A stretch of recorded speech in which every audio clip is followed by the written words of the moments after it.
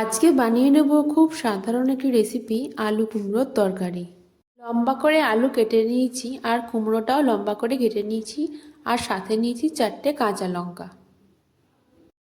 একটি কড়াইতে কিছুটা জল দিয়ে আর কেটে রাখা আলুগুলো দিয়ে আলুগুলো কিছুক্ষণের জন্য ভাপিয়ে নেব, প্রায় 1 থেকে 2 মিনিট।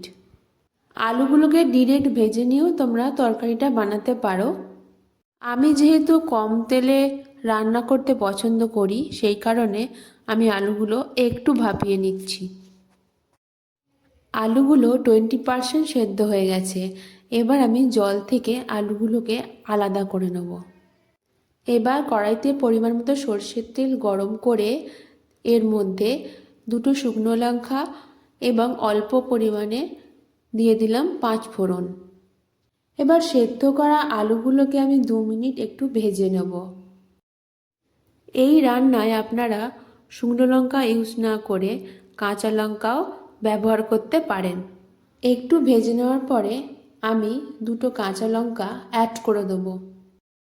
এবার কেটে রাখা কুমড়োগুলো একটু ভেজে নেব। কিছুক্ষণ একটু ভেজে নেওয়ার পরে আমি পরিমাণ মতো লবণও অ্যাড করে দেবো। লবণ এমনই একটা জিনিস যেটা ছাড়া রান্নার কোনো রকম স্বাদই আসবে না।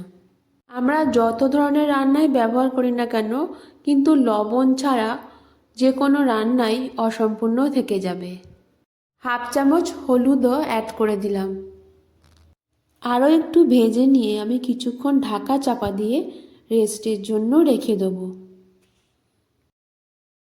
এবার সামান্য একটু গরম জল করে নিচ্ছি, কারণ এই তরকারিতে আমি একটু গরম জলও অ্যাড করব।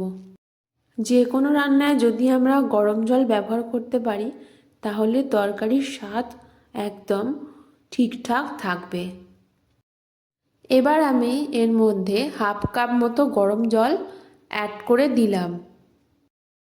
গ্যাসের ফ্লেমটা হাই টু মিডিয়ামে রেখে ঢাকা চাপা দিয়ে পারফেক্টভাবে সেদ্ধ হওয়া এবং জলটাও শুকিয়ে যাওয়া অবধি কিছুক্ষণ ওয়েট করব।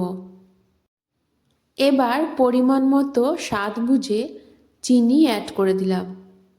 ডিনার অথবা ব্রেকফাস্টে রুটি বা পরোটার সঙ্গে খাওয়ার জন্য এইভাবেই বানিয়ে নিন আলু কুমড়োর নিরামিষ একটি তরকারি।